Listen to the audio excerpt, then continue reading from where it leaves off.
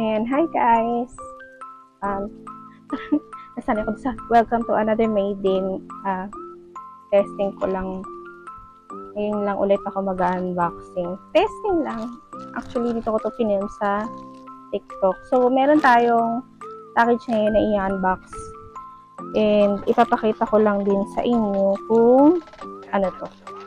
Pero, ito ay BTS related guys.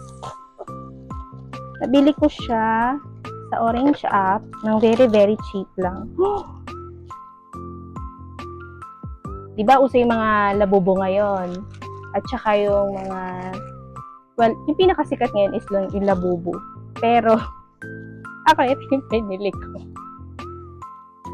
Tadan! Ang cute niya, si Cookie! Hala, ang cute! Disclaimer guys, hindi to original Hindi to original kasi alam naman natin na naririnig mo ba ako? Hindi ko kasi yung mic ko nakatago o yun. Alam naman natin na ang mahal-mahal ng line frames. Ang puro na ng gunting ko. Ang laki pala niya. Oh, okay. Ang cute. Ang cute nyo guys. Nakaganon talaga yung tenga niya na isa. Nakatiklop.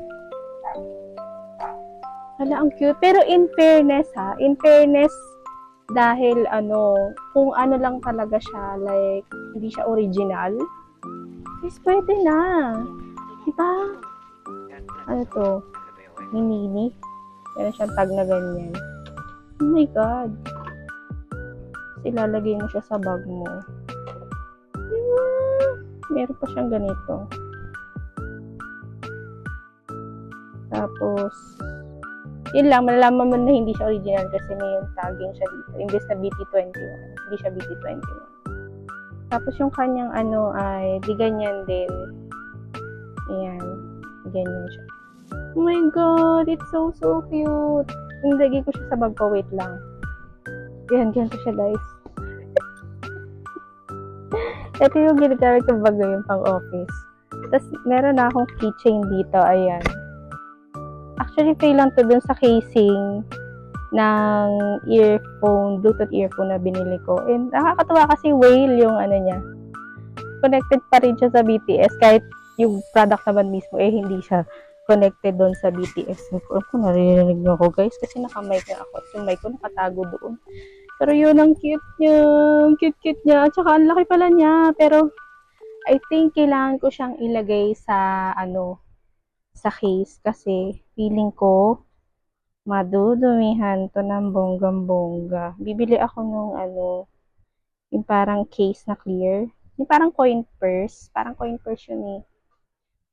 Yan. So, pasensya na kayo guys. Hindi pa ako makakapaglagay ng yellow basket sa video na to kasi hindi pa naman ganun karami yung naka-follow sa akin. Pero, hindi ko alam kung paano ko siya i-share. Pero siguro, hanapin nyo na lang siya guys sa Orange app.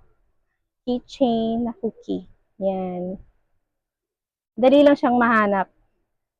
Kung share ko siya siguro sa comment, hindi ko alam.